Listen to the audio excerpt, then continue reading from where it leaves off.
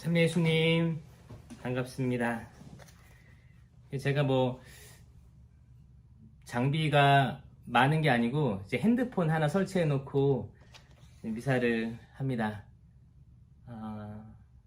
이렇게라도 할 수 있는 게 또 감사하고, 또 이렇게 여러분들이 미사 예물도 봉헌해 주시고 같이 마음을 모아서 이 시간 같은 곳을 바라보고 같은 말씀을 읽고 나누는 거, 거기에 큰 의미가 있다고 생각이 들어서요.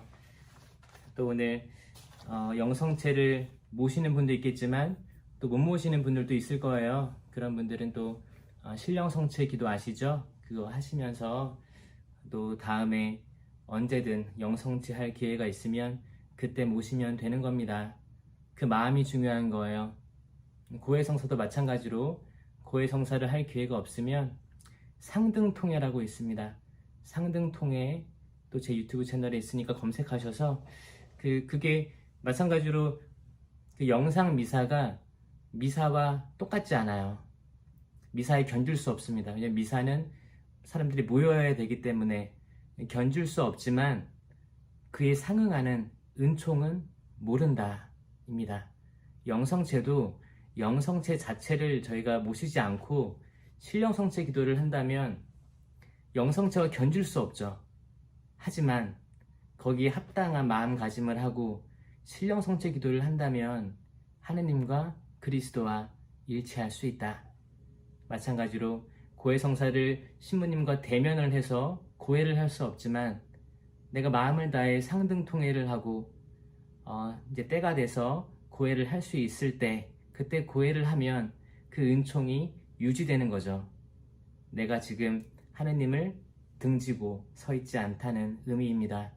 이게 일치가 중요한 것 같아요.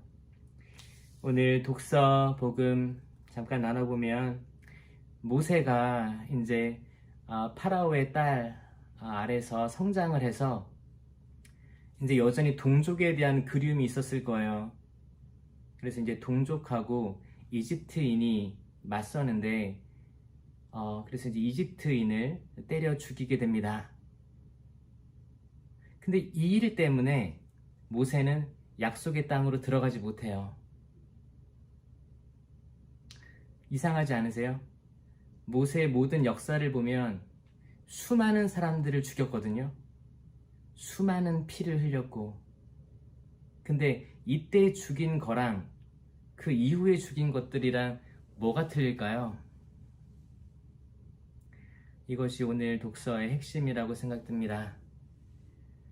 때론 우리는 저 사람은 죽어 마땅해, 저 사람은 욕먹을 만해, 그렇게 스스로 판단을 해서 실행에 옮기게 됩니다. 오늘 독서 말씀에서의 모세의 살인은 세상 창조 때 참 좋았던 세상 창조, 근데 첫 번째 살인이 카인이 아벨을 죽인 걸로부터 시작되죠.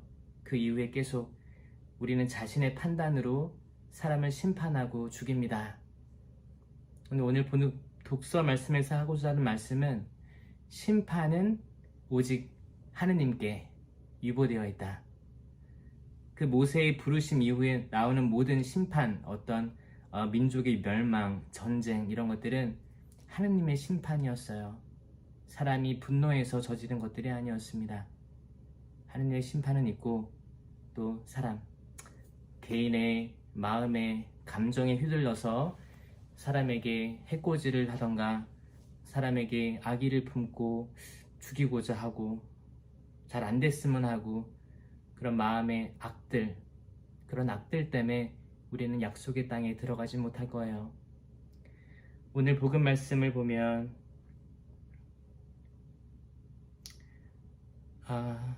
예수님께서 어떤 고을들을 저주하시는 거예요. 불행하여라, 너 코라지나, 벳사이다야, 카파르나움아, 너네들이 기적들을 보였는데도 불구하고, 내가 많은 기적들을 보여줬는데도 불구하고 이런 일이 있었다, 회개하지 않았다. 이런 기적들을 티로와 시돈 그리고 소돔에도 보였더라면 그들은 회개했을 것이고 그 고을들은 멸망하지 않았을 것이다. 이걸 어떻게 받아들여야 될까?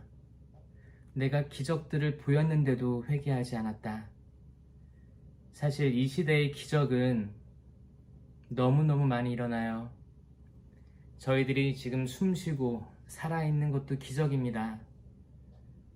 이 작은 심장, 이 심장의 박동으로 피가 온몸을 돌죠. 그래서 저희는 몸을 움직일 수도 있고 생각할 수도 있고 또 맛있는 음식을 먹을 수도 있고 그렇게 하루하루를 살아갑니다. 그 심장이 뛰는 것을 여러분은 조절할 수가 있습니까?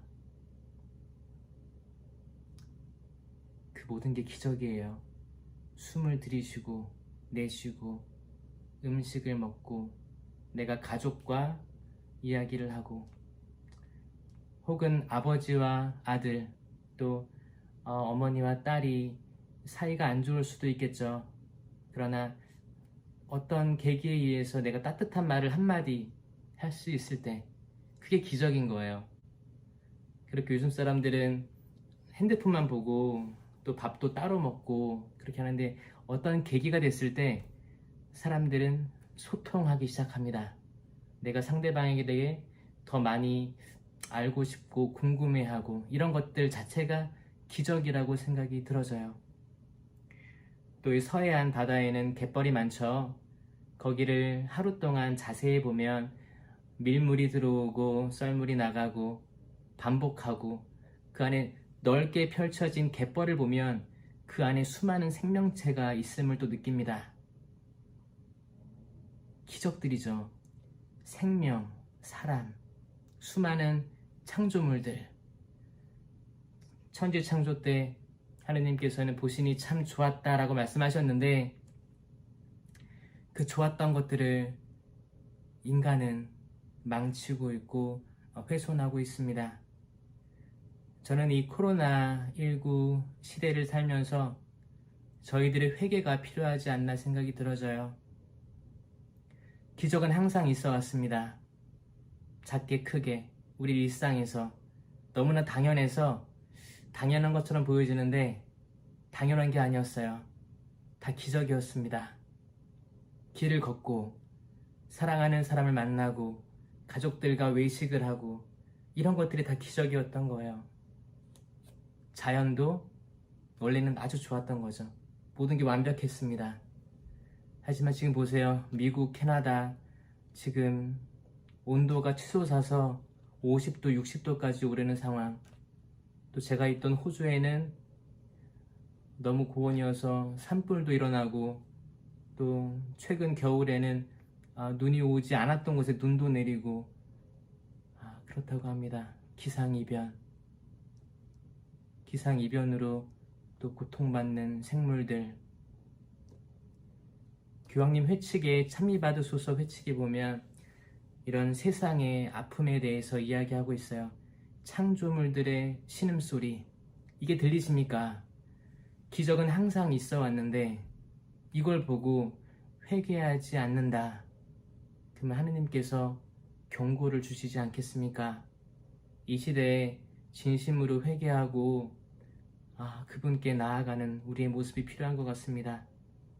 우리가 밖에 나갈 수 없다면 성경 많이 읽으시고요. 기도하시고 좋은 책들도 많아요. 그리고 영상들도 수많은 신부님들의 또 가르침도 많습니다. 그런 거 읽으시고 참여하시고 통회하시고 지금은 시간을 어떻게 쓰느냐가 중요한 것 같아요. 시간을 하느님께 내어드리는 거, 이게 회개 아니겠습니까? 나의 소중한 시간이죠. 때로는 내가 멍 때릴 수도 있죠. 멍 때리고 시간을 허송세월 보낼 수도 있겠지만 그 시간을 잘 써서 내가 24시간이 주어졌으면 하루에 여기서 몇 분, 몇십 분, 몇 시간을 그러면 이 시간은 제가 하느님을 위해서만 사용하겠습니다 라고 내어주는 그 자체가 회개의 시작이라고 생각됩니다. 사랑하는 교우 여러분, 그리고 또 해양 후원회 가족 여러분, 또 혹은 또 후원회가 아니신데 이 영상을 또 보시는 모든 분들, 하느님의 기적들이 있어요. 주변에 있습니다. 기적들을 보시고 인식하시고 회개하셔라. 이게 하느님의 또 오늘 예수님의 초대입니다. 성부와 성자와 성령의 이름으로 아멘. 잠시 묵상하시겠습니다.